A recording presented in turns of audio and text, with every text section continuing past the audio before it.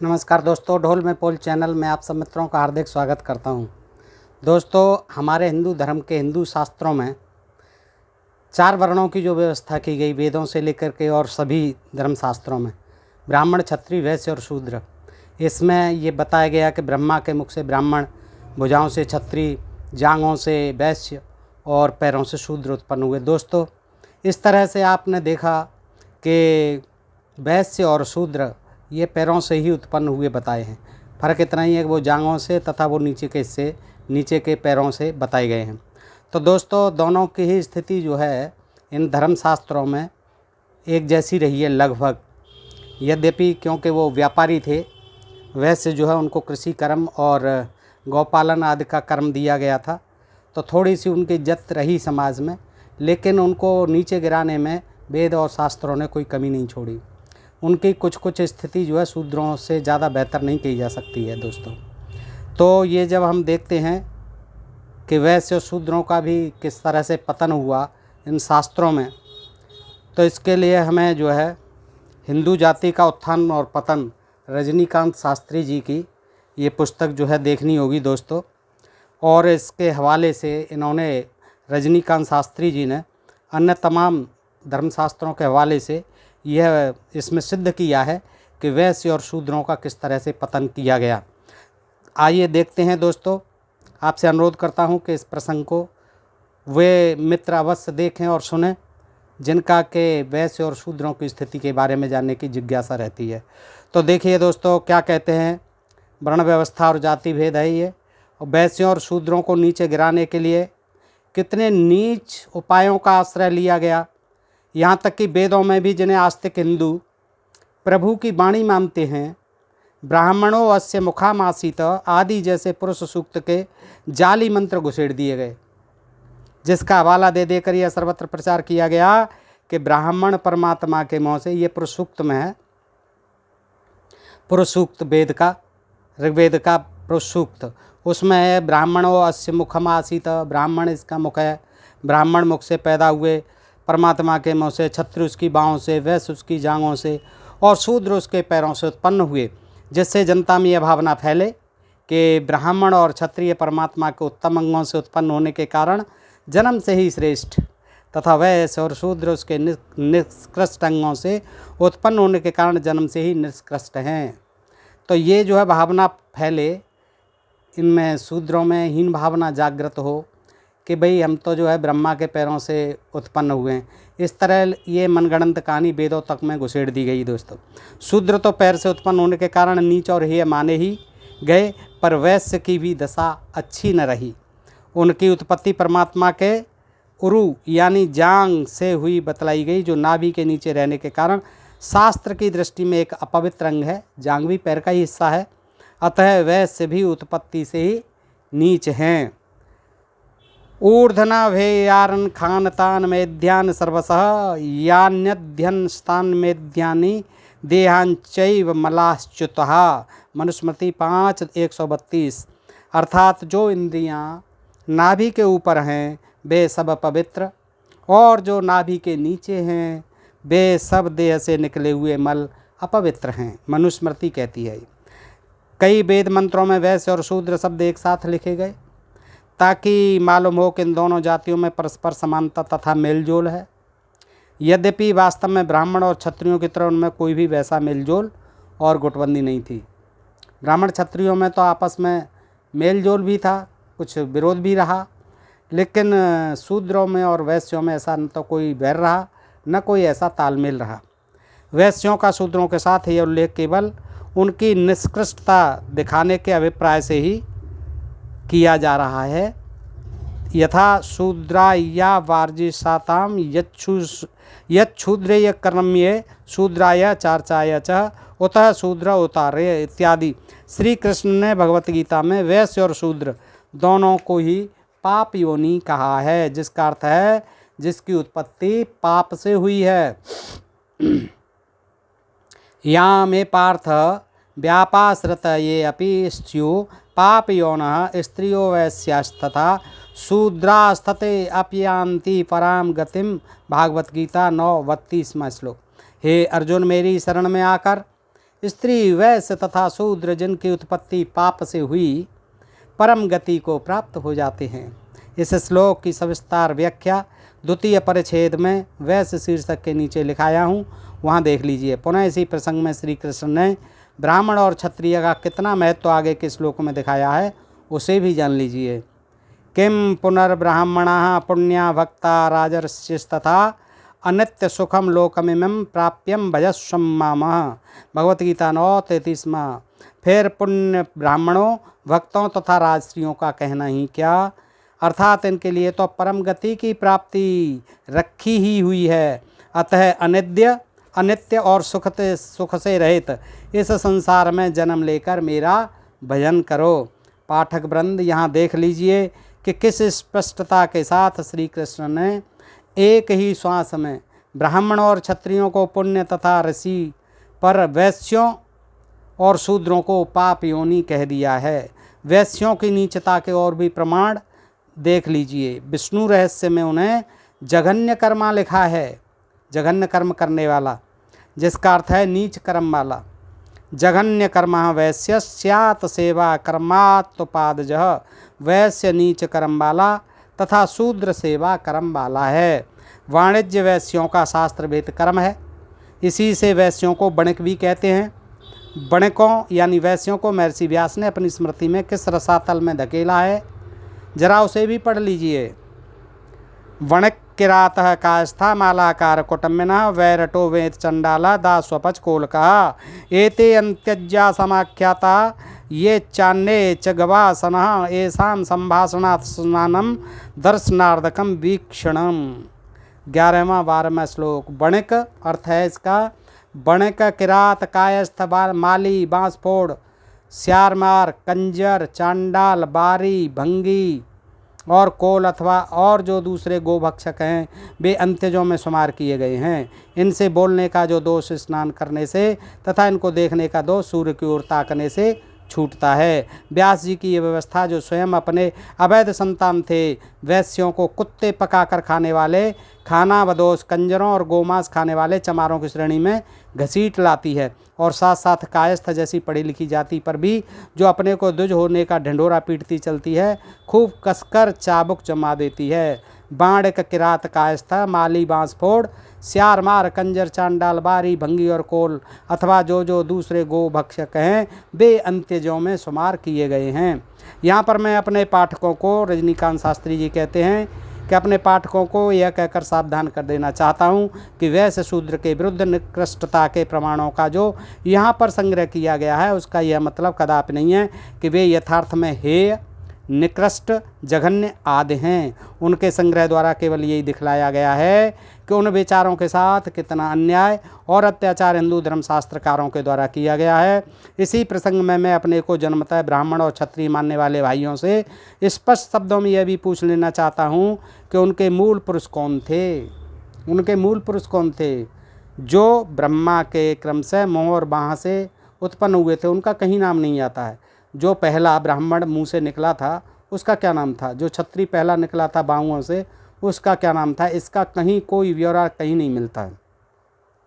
तथा जिनके कुल में प्रारंभ से लेकर आज तक अन्य जातियों के रक्त के साथ कभी भी सम्मिश्रण नहीं होने के कारण उनकी धमनियों में अपने अपने पूर्वजों का विशुद्ध शोणित आज भी अपने मौलिक रूप में अक्षुण्ण रहकर प्रभावित हो रहा है। वैश्य शूद्रों को जाति की दृष्टि से यूं नीचे गिराकर उनकी उन्नति के मार्ग में किस प्रकार कानून द्वारा रोड़े अटकाए गए उसे पढ़कर के सहृदय मनुष्य का हृदय नहीं दहल उठता। मनु फरमाते हैं, यो लोभा धम्मो जात्या जीवे दुष्कृष्ट कर्मामि तम राजा निर्धनम कृत्वा क्षप्रमेव प्रभासीयत। मनुस्मृति 10/96। यदि कोई नीच जाति का व्यक्ति लोभ में पड़कर ऊंची जाति की जीविका करे तो राजा उसका सर्वस्व छीन कर उसे शीघ्र ही देश से निकाल दे। ये हैं धर्मशास्त्रकार शिरोमणि महाराज मनु के वचन, जिनकी प्रधानता वेदार्थों को उपनिबद्ध करने के कारण सर्वत्र मानी जाती है। यदि सचमुच हिंदुओं के वेद भगवान की यही नियत है कि कोई भी नीचे से ऊपर को उन्नति करके नहीं उठ सकता, तो ऐसे अन्यायी तथा अत्याचारी वेद भगवान को गंगा सागर के प्रवाह में बहा देना ही श्रेयस्कर है। शास्त्रकारों ने ऐसे ऐसे कानून बनाकर वैश्यों और शूद्रों के लिए उन्नति का द्वार सदा के लिए बंद कर दिया। यदि यह कहा जाए कि क्या ये उक्त व्यवस्था ने क्षत्रियों को भी ब्राह्मणों की जीविका करने से नहीं रोका। यह तो क्षत्रियों पर भी लागू है, केवल वैश्य शूद्रों पर ही नहीं। यूँ तो साधारण रूप से यह दलील ठीक जंचती है, पर वास्तव में वैसी नहीं है, क्योंकि उक्त श्लोक में अधम जाति का उल्लेख हुआ है और क्षत्रिय की अधम जाति किसी भी शास्त्र में नहीं लिखा गया है। पर वैश्यों और शूद्रों के अधम बताए जाने के कई प्रमाण पूर्व में दिए गए हैं। इसके अतिरिक्त ब्राह्मण और क्षत्रियों में बहुत कुछ समानता भी देखने में आती है। पूर्व में कह आया हूँ कि कितने ही ब्राह्मण गोत्र जैसे धार, स्टग्न, वैश्य, रथीतर, हारित, मेधा, तिथि, गार्ग, मौदगल्य, विश्वामित्र, कौशिक आदि क्षत्रियों से ही हुए हैं, तथा कितने क्षत्रिय राजवंश नियोग द्वारा ब्राह्मणों के ही चलाए हुए हैं। मनु ने भी तो स्पष्ट शब्दों में लिख दिया है कि क्षत्रिय ब्राह्मणों से ही पैदा हुए हैं। क्षत्रियास्त प्रबुदुष्य ब्राह्मणानः प्रसर्वसः और ब्रह्मोवम संतृष्णातम क्षत्रम ही ब्रह्म संभवम। यदि ब्राह्मणों के प्रति क्षत्रिय अत्याचार करने लगें तो ब्राह्मण ही उनका शाप, अविचार आदि से दमन करें, क्योंकि क्षत्रिय ब्राह्मण से उत्पन्न हुए हैं। अतः ब्राह्मण और क्षत्रिय दोनों जातियाँ यदि एक दूसरे से ही उत्पन्न हुई हैं तो उनमें परस्पर सहानुभूति और गुटबंदी का होना कोई आश्चर्यजनक बात नहीं है। और कोई क्षत्रिय यदि ब्राह्मण की जीविका करने लगे तो उससे बोलने वाला ही कौन है। पर वैश्य शूद्रों के विषय में यह कहीं भी नहीं लिखा पाया गया कि एक दूसरे से उत्पन्न हुए हैं। अतः इनमें कभी भी ब्राह्मण क्षत्रियों के विरुद्ध कोई गुटबंदी नहीं हुई। पूर्वोद्धृत वेद मंत्रों में जो इसका साहचर्य दिखलाया गया वह बिल्कुल अकारण है, जो मानने योग्य नहीं है। इसका अभिप्राय जैसा कि पहले कहा गया है, केवल वैश्यों को झूठ बोलकर गिराना है। वैश्य तो दुजन्मा है, पर व्यास ने भी उन्हें अंत्यजों में शुमार कर उनके साथ घोर अन्याय किया है। यह वैश्य जाति की निर्मलता तथा सीधापन का फल है। पहले तो वैश्य शूद्रों को जन्मतः नीचा ठहराया गया, तत्पश्चात उनकी उन्नति का द्वार बंद किया गया और अंत में उनका धन किसी न किसी बहाने छीनकर उन्हें दरिद्रता के द्रवित जंजीरों से सदा के लिए जकड़ देने का प्रबंध किया गया। मनु के अग्रलिखित श्लोकों को पढ़िए और मेरे कथन की सारता पर विचार कीजिए। यो वैश्य स्याद बहु पशुरहीन ऋतुरसोमय कुटुम्बामस्तस्य तद्द्रव्यम आरेतिम द्रव्यम च सिद्धे। मनुस्मृति 11/12। जिस वैश्य के पास बहुत से पशु हों और यज्ञ से हीन तथा सोमरस का पानी करने वाला हो तो उसके घर से उसका धन क्षत्रिय और विशेष करके ब्राह्मण के यज्ञ को पूरा करने के लिए छीन ले में। सारांश यह है कि पास में अगर वैश्य के प्रचुर धन रखते हुए भी जो वैश्य अपनी कंजूसी के कारण यज्ञादि शुभ कर्म न करे तो उसका धन जबरदस्ती छीन कर किसी ब्राह्मण या क्षत्रिय के यज्ञ में खर्च कर देवे। और वही भय जो है आज तक जो है वैश्यों के दिमाग में छाया हुआ है। उनको यज्ञ और हवन कराते रहना पड़ता है, कथा कराती रहनी पड़ती है और ब्राह्मणों को दान दक्षिणा देनी पड़ती रहती है। पाठक वृंद, समझा आपने मनु के इस ऑर्डिनेंस का उद्देश्य? नहीं समझा तो आइए समझाता हूँ। यज्ञ होने पर सबसे अधिक लाभ किसको होता है, अथवा यूँ कहिए कि लाभ का सिंह भाग लियोन्स शेयर किसके घर पहुंचता है? पूरी, कचौड़ी, मेवा, मोहन भोग, मालपुआ, मोतीचूर, मक्खन, मलाई, बर्फी, बालूशाही, पेड़ा, जलेबी आदि विविध तरमालों पर किसके हाथ फिरते हैं? दुसाले आदि बहुमूल्य वस्त्र तथा दुधारी गायें किनको मुफ्त में मिलती हैं? दान दक्षिणा के बहाने मोटी मोटी रकमों से किनके जेब फूल उठते हैं? इन सभी प्रश्नों के उत्तर किनके पक्ष में जाते हैं? जवाब मिलता है महादेवों के, जो अंधविश्वासी हिंदू जनता को स्वर्ग का सब्ज बाग दिखाकर उसकी गाढ़ी कमाई पर मौज कर रहे हैं, तथा जो पंडित पुजारियों एवं गुरु पुरोहितों के रूप में उनका जीवन रक्त जौंक की तरह चूस रहे हैं। धनवान वैश्य यदि स्वयं यज्ञादि किया करता है तो उसका धन ब्राह्मण के हक में खपता रहता है, अतः उसके धन को लूटने की कोई ज़रूरत नहीं रहती।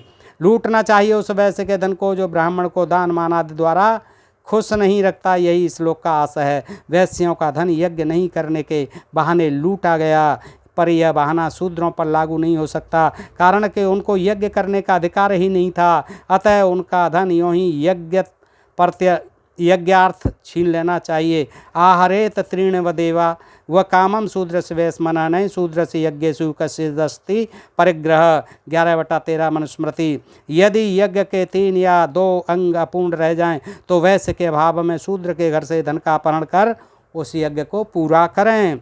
अभिप्राय यह है कि शूद्र के धन को छोड़ देना, वह छीन लेना, उसके किसी यज्ञ के करने पर निर्भर नहीं है। उसका धन सर्वदा हरण करने योग्य है। यज्ञ संबंधी नियम वैश्यों की तरह शूद्रों पर लागू नहीं है, क्योंकि वे यज्ञ के अधिकारी नहीं हैं। मनुस्मृति के टीकाकार कुलूक भट्ट ने तो ब्राह्मण के लिए स्वयज्ञ पूर्त्यर्थ वैश्य शूद्रों का धन चुरा लेना भी ठीक बताया है।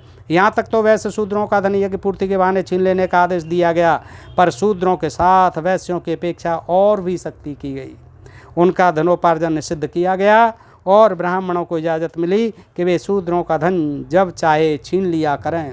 सक्ते नापे शूद्रेण न कार्यो धन संचय शूद्रोहे धनामासाद्या ब्राह्मणा नैवै बाधते और विश्रब्दम ब्राह्मणमं शूद्राद्याम द्रवपादनामचारेत नहे तपस्या शिष्ट किंचिदम भर्तहार्यम धनो हे कह। मनुस्मृति 8/417। अर्थ समर्थ होकर भी शूद्र धन का संचय न करे, क्योंकि शूद्र धन पाकर ब्राह्मण को पीड़ा पहुंचाता है। ब्राह्मण को उचित है कि वह शूद्र का धन बिना किसी भय या संकोच के ले लेवे, क्योंकि शूद्र का अपना कुछ नहीं है, उसका धन उसके मालिक द्वारा हरण करने योग्य है। कारण स्पष्ट है, यदि शूद्र धनवान हो जाएगा तो ब्राह्मणों की गुलामी कौन करेगा। शूद्रों को दास्ता की चक्की में पीसते रहने के लिए ऐसे ऐसे अमानुषिक कानून बने। यह हिंदू जाति का धर्म शास्त्र, जो उन्हें अपने सहधर्मी भाइयों का धन किसी न किसी बहाने लूट लेने का आदेश देता रहता है। संसार में और भी कितने धर्म हैं, जैसे इस्लाम, ईसाई, बौद्ध आदि, पर उनके धर्मशास्त्र कभी भी अपने सहधर्मियों को किसी भी बहाने लूटने का आदेश नहीं देते। इनके यहाँ धार्मिक दृष्टि से सभी सहधर्मी बराबर हैं, न कोई बड़ा है और न कोई छोटा है, सभी को उन्नति करने का तुल्य अधिकार है। उनके इस अधिकार को किसी भी धार्मिक आदेश के बहाने कोई छीन नहीं सकता। यही कारण है कि उनमें परस्पर इतना प्रेम, सहानुभूति तथा दृढ़ संगठन है। यदि उनमें से कोई अपने सहधर्मी के साथ अत्याचार करता है तो वो अपने धर्मशास्त्र के नाम पर नहीं, बल्कि अपनी ही जवाबदेही पर करता है। पर हिंदू तो गला काटते हैं अपने ही सहधर्मी भाइयों का, और सो भी अपने धर्मशास्त्रों की दुहाई दे देकर। धन्य है यह हिंदू जाति और धन्य है इसके धर्मशास्त्र।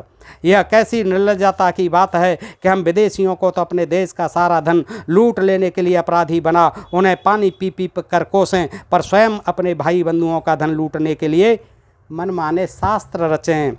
यदि कहो कि हम तो स्वदेश का धन लूटकर स्वदेश में ही रखते थे, तो आवश्यकता पड़ने पर दूसरे भाइयों के भी काम आता था, तो यह मानने लायक नहीं, क्योंकि यदि परस्पर इतनी सहानुभूति होती तो विदेशी यहाँ आते ही नहीं, अथवा हम अपने भाइयों को लूटते ही क्यों।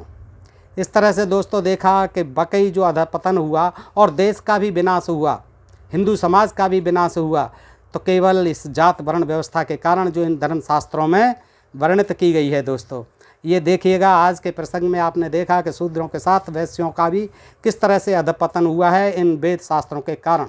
तो दोस्तों अगर ये प्रसंग आपको अच्छा लगे तो दोस्तों में शेयर करें। आज के लिए इतना ही। सुनने के लिए बहुत बहुत साधुवाद, और अपने प्रिय चैनल ढोल में पोल को सब्सक्राइब करते रहेंगे। आपका बहुत बहुत आभार।